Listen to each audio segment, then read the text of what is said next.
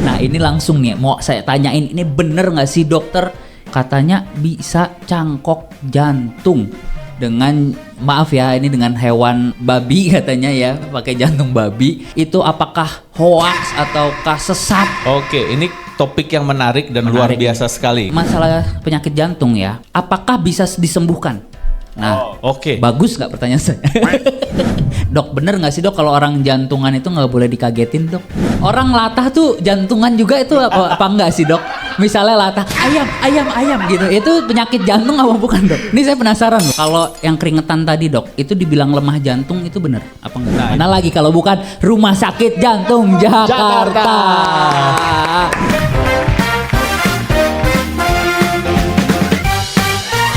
Welcome back to Gagas Kreasi Talk Show. Sohib. Banyak banget yang nonton dari luar daerah, luar dunia juga nonton ya. Kita sudah kedatangan, please welcome Dr. M. Andi Yasin, SP, JPK, FIHA, Interventional Cardiologi. Wow. Ini spesial banget kali ini ya, karena sudah kedatangan dokter spesialis jantung dari Rumah Sakit Jantung Jakarta. Yeay, terima kasih Rumah Sakit Jantung Jakarta. Dokter, apa kabar? Baik. Ini lagi kesibukannya gimana nih dokter nih? Apakah padat di rumah sakit atau gimana? Oke, ini hari ini saya kurangi poli saya.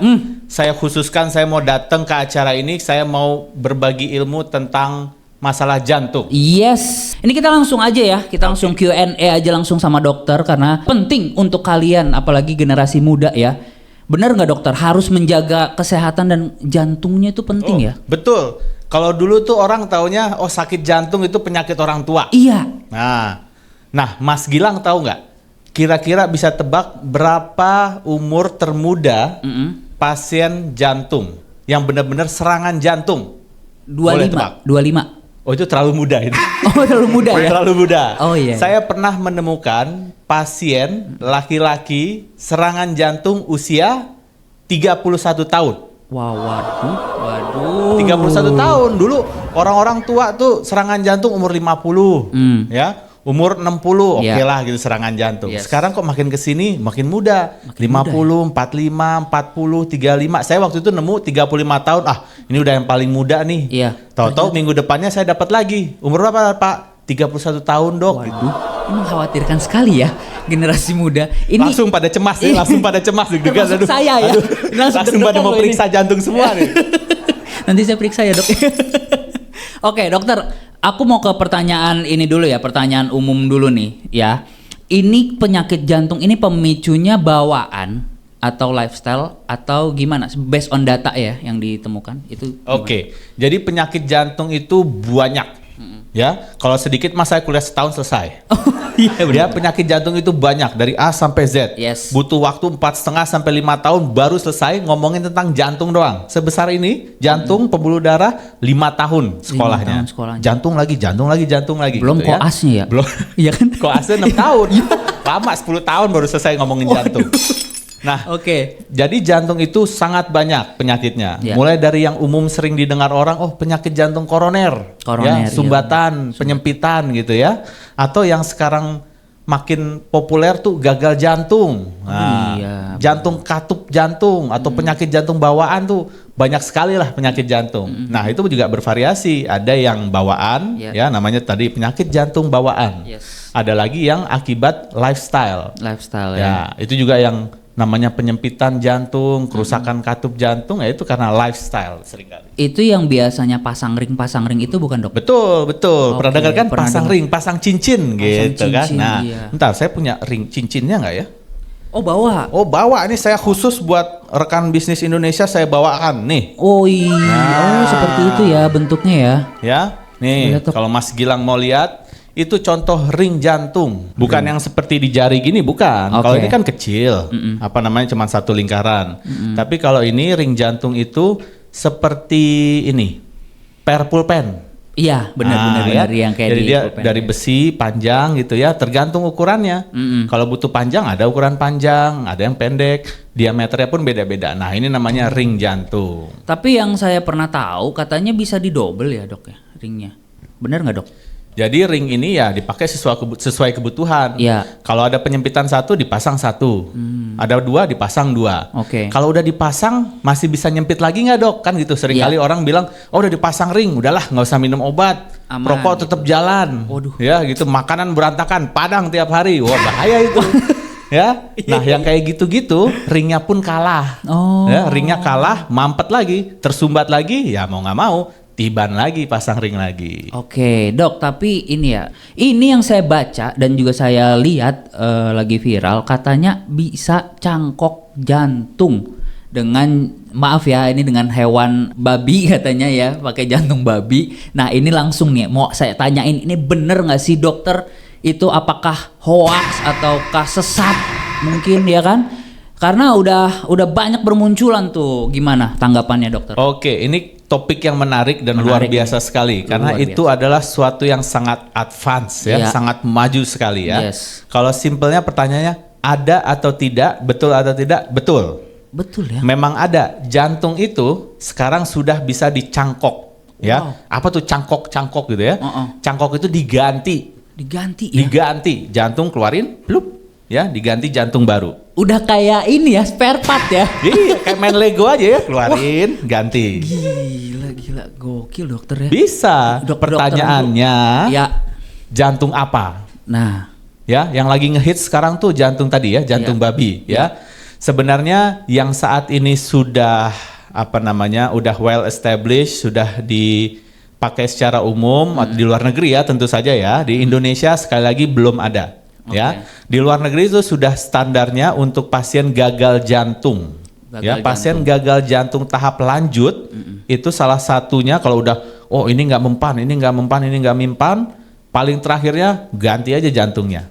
Nah, itu bisa diganti dengan jantung orang lain. Jantung orang lain. Ya. Sekarang yang di berita-berita lagi heboh itu karena lagi studi lah, lagi penelitian. Iya, studi. Coba deh, kan susah nyari orang yang mau ngasih jantungnya tuh susah. Itu nggak gampang langsung die dong. Langsung die, selesai, nggak bisa. Iya benar. Setengah aja deh, setengah jantung saya nggak bisa juga gitu ya. Jadi adalah penelitiannya, coba deh dari jantung hewan, babi, tapi itu juga bukan babi biasa gitu, bukan babi beli di pasar minggu gitu, bukan ya. Ini babi yang sudah dimodifikasi genetiknya.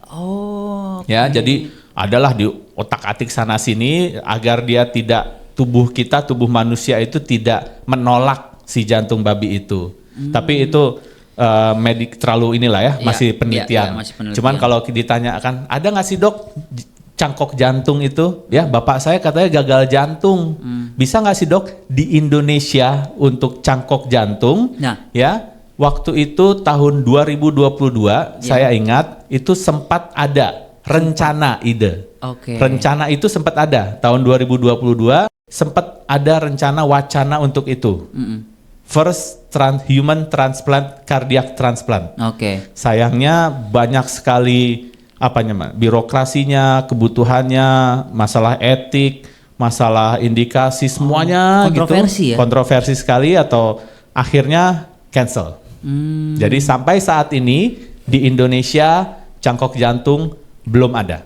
Tapi jujur ya dok ya, dokter sendiri tertarik nggak mempelajari itu? Maksudnya gimana nih kalau pribadi dokter nih ya?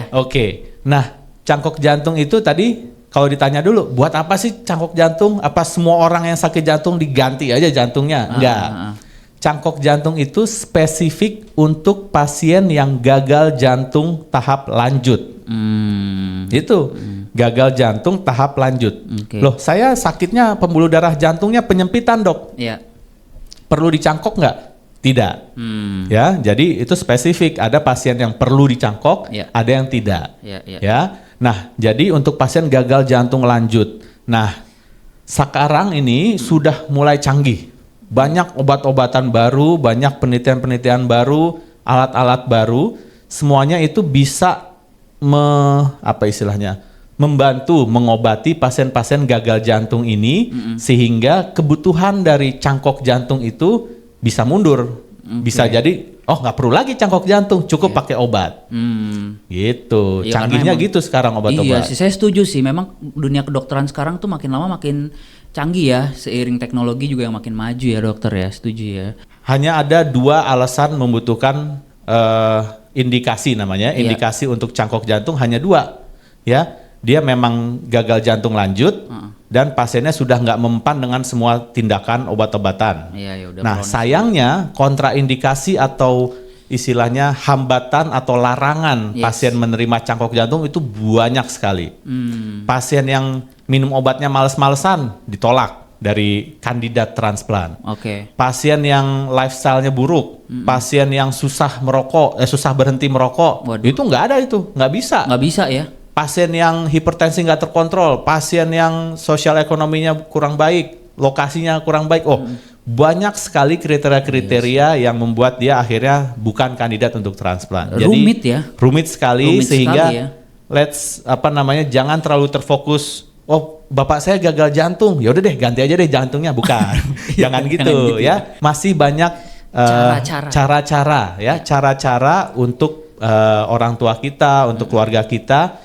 Gimana nih dok, pasien saya om saya, bapak saya gagal jantung, cuman kan cangkok jantung nggak ada dok di Indonesia, gimana? Nah, itu pertanyaan yang harus kita jawab. Kalau saya seringnya ngasih jantung hati aja buat doi ya.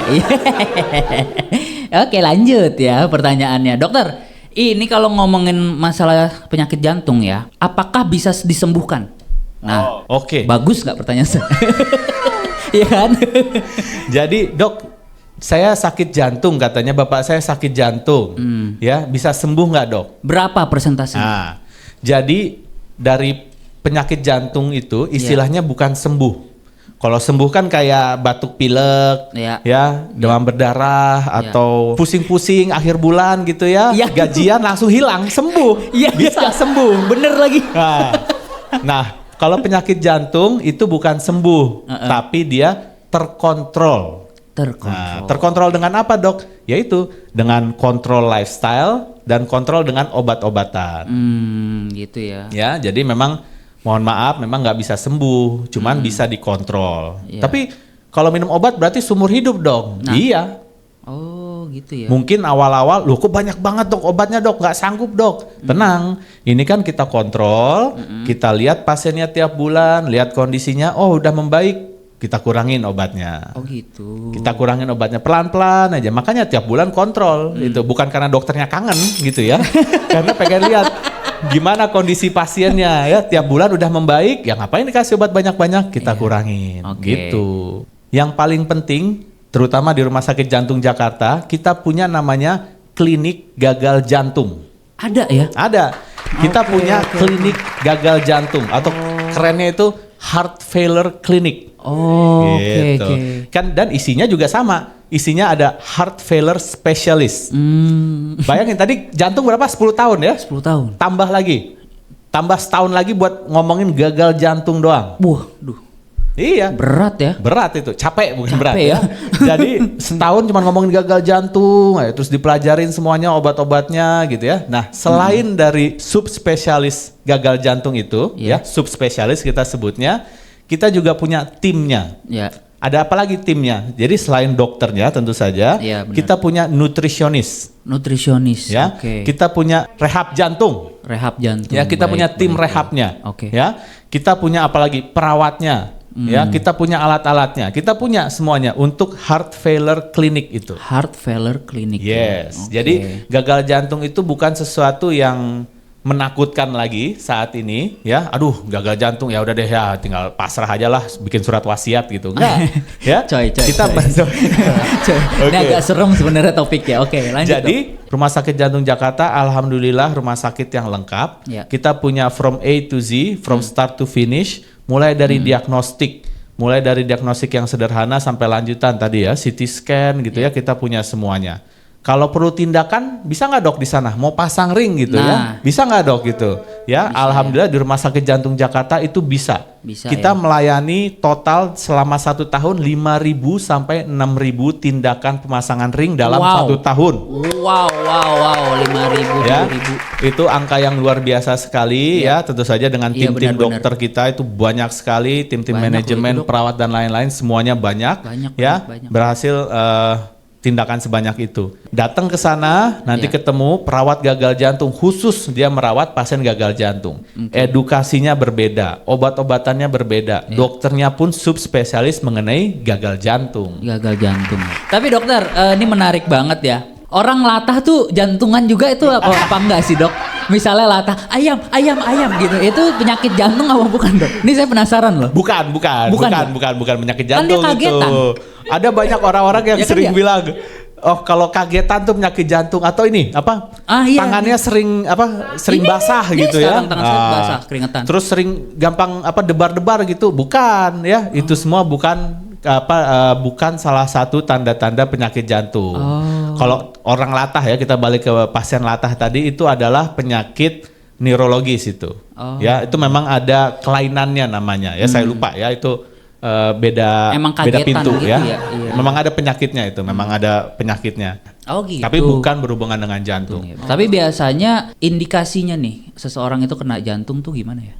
Oke, apa aja sih dok tanda-tanda dan gejala dari pasien gagal jantung? Jangan-jangan saya gagal jantung nih. Ternyata ada tanda-tanda sign and symptom namanya ya. Sign itu adalah tanda, symptom itu gejala. Jadi ada tanda dan gejala. Gejalanya apa aja dok? Ya, pertama mudah capek. Gitu dok. Saya kemarin naik tangga 4 lantai kuat dok. Sekarang setelah 3 bulan, 4 bulan kok naik satu lantai aja capek dok gitu ya. Capeknya tuh ngos-ngosan gitu? Ngos-ngosan, tiba-tiba nggak kuat aja, udah 1 lantai, kok napas gue pendek gitu ya, napas gue nggak kuat lagi nih gitu ya. Kalau dipaksain bisa pingsan nih gue, nah itu mudah capek.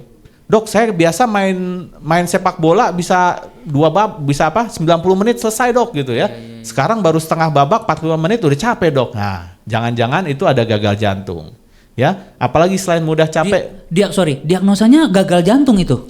Itu salah satu simptom ya. Mungkin dia gagal jantung, mungkin bukan. Makanya nanti kita harus telusuri lagi. Selain simptom tadi mudah capek, dia apalagi misalkan, dok, bapak saya tadi dia kakinya bengkak dok, napasnya pendek, kakinya bengkak. Nah, itu jangan-jangan pasiennya gagal jantung. Karena darahnya nggak nyampe ke bawah gitu. Ya, jantung itu tujuannya dia mompa darah. Iya. Kalau dia gagal, berarti dia gagal memompakan darah ke semua organ. Ya, dok, pasiennya jadi sering lupa atau sering mengantuk, ya, tensinya rendah, kakinya bengkak gitu ya. Banyak hal-hal yang merupakan tanda dan gejala dari gagal jantung. Penyebabnya apa? Gitu kan? Tadi lifestyle bisa, bawaan bisa, tapi yang paling sering saat ini itu adalah lifestyle. Ya, itu dia. Penyebab pertama penyakit jantung saat ini adalah lifestyle yang kurang bagus. Rokok itu tadi. Ya, terutama rokok. Berarti utama itu ya. Yes. Terutama rokok, kemudian lifestyle ya, kurang olahraga, makanan berantakan. Sekarang udah tinggal pijit-pijit nyampe rumah makanan ya, selesai. Kalau dulu kan harus jalan dulu, masak dulu ini itu dan lain-lain, ada usaha lah sedikit, ada effort. Kalau sekarang udah dipermudah semuanya, plus rokok, plus jarang olahraga, mau olahraga sedikit, asap rokok dok, nggak bisa dok, nggak bisa lagi jalan-jalan, nggak bisa lagi olahraga nggak bisa, jangan ya, salahin lagi. Jangan ya kayak gitu ya, jadi memang rokok tuh juga harus, kalau dikurangi aja gimana? Nah itu juga nih, sekarang udah mulai nego-nego nih, dok, tenang dok, saya udah nggak merokok, saya nge-vape sekarang dok. Ada lagi dok, saya udah bukan rokoknya bukan elektronik dok, sekarang saya rokoknya wireless dok. Makin canggih gitu, bisa bluetooth, gitu ya? rokoknya bisa bluetooth. Ya, yang penting berasap aja. Yang penting asap, yang penting actionnya dok, yang penting action gitu kan? Itu aman sih malah. Nah, sayangnya rokok is still rokok, ya. Memang sedikit beda lah, kandungannya beda, konsentrasinya beda gitu kan. Tapi tetap saja itu membahayakan. Dok, bener nggak sih dok kalau orang jantungan itu nggak boleh dikagetin dok? Bener nggak? Iya betul. Betul ya? Betul. Betul itu. Ya. Bener ya? Jadi ada ada juga pasiennya gitu kan datang ke UGD saya, Pak kenapa Pak serangan jantung Pak? Iya dok saya ulang tahun, buka pintu rumah dikagetin, awalnya sih happy dok, tahu-tahu saya jatuh dok, rebet saya langsung dibawa ke UGD gitu. Memang ada cerita itu gitu kan, happy dikagetin dok, saya gitulah ya. Jadi memang keunggulan kami di mana kita melayani pasien serangan jantung ini 24 jam. Ada rumah sakit yang bisa kok di situ pasang ring gitu kan. Pas datang malam-malam serangan jantung, tutup Bu, tunggu sampai besok. Lah gimana pasien serangan jantung suruh tahan Bu ya, tahan ya sampai besok ya, nggak bisa itu. Mohon maaf keburu lewat ya. Keburu lewat itu ya. Jadi nggak usah bingung, nggak usah ngecek Google dulu. Ini serangan jantung dibentar Pak, nih rumah sakitnya buka nggak nih? 24 jam nggak? Ya. Udah pasti rumah sakit jantung Jakarta 24 jam, pasien serangan jantung, keluhan jantung datang ke UGD, insya Allah dilayani secepat mungkin. Dan ada dokter standby juga ya di yes. sana ya. Oke, luar gitu, biasa. Ya. Dimana lagi kalau bukan Rumah Sakit Jantung Jakarta. Dokter, ngomongin rehabilitasi lagi nih. Itu fasilitasnya ada klubnya gitu nggak? Jadi bisa ajab gitu? Betul. Masa sih? Iya, di lantai 7 tadi kan. Saya bilang di lantai 7 kita bikin jadi taman. Buat kayak semacam trek kecil begitu. Sebelum itu kita mulai ada juga pemandu senamnya. Oh, senam ya. Dulu kita pengen ngundang Vicky Burki. Iya. Tua banget ya. Terlalu tua kayaknya. Katanya pasti nggak kenal ini. Tahu. Ya, yang pakai karpet pink itu kan.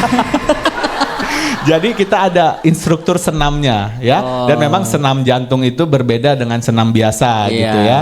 Ada nggak dok Zumba buat jantung? Ada, beda. Tapi memang nggak seintens Zumba biasa gitu ya. Gitu kan, DJ gitu. Oh yoga ya. Ada yoga jantung ada gitu kan, Zumba jantung ada. Kita punya hari-harinya. Dok, kalau ini gimana dok? Kalau hujan? Kalau hujan gimana? Tenang, kita pindahin ke bawah ke auditorium. Kita juga bisa sulap auditorium kita jadi buat tempat rehabilitasi. Gitu. Jadi jangan khawatir, Rumah Sakit Jantung Jakarta insya Allah bisa memfasilitasi kita semua mulai dari awal sampai akhir, sampai penyembuhan, rehabilitasi dimanapun, kapanpun. Oke, kalau gitu terima kasih Dokter Yasin. Saya semakin tertarik untuk mengunjungi Rumah Sakit Jantung Jakarta ya di Matraman nih. Mungkin habis ini saya akan check up karena apa yang diomongin dokter kok kayaknya relate ya sama saya ya. Aduh, jangan-jangan gimana nih. Tapi nih satu nih dok, kalau yang keringetan tadi dok, itu dibilang lemah jantung itu benar apa enggak? Nah itu enggak, tidak ada hubungannya antara keringat berlebih di tangannya sering dingin dok gitu kan, atau kakinya sering dingin gitu ya. Gitu. Dengan basah itu tidak. Tidak. Tapi kalau dibalik dok, adakah keluhan atau adakah gejala dari pasien gagal jantung itu kaki dan tangannya dingin? Bisa. Dingin ya? Dingin. Jadi jangan dibalik. Jangan kalau semua orang yang kakinya dan tangannya dingin atau keringetan itu sakit jantung, belum tentu. Belum tentu ya? Ya, tapi ada juga pasien yang penyakit jantung, gagal jantung, keluhan serupa ada. Ada. Jadi gimana caranya kita check up di Rumah Sakit Jantung Jakarta. Luar biasa sekali, the one and only Dr. Yasin everybody. Thank you ya dokter sudah mampir ke Gagas Kreasi Talk Show pada hari ini. Jangan lupa follow Instagramnya Rumah Sakit Jantung Jakarta dan juga YouTube channelnya juga dicek karena mungkin ada beberapa tips-tips untuk mengatasi sakit jantung ya dokter ya. Gitu. Oke, terima kasih dokter untuk waktunya. Sampai jumpa di lain kesempatan dan jangan lupa tonton terus Gagas Kreasi Talk Show. Sohib.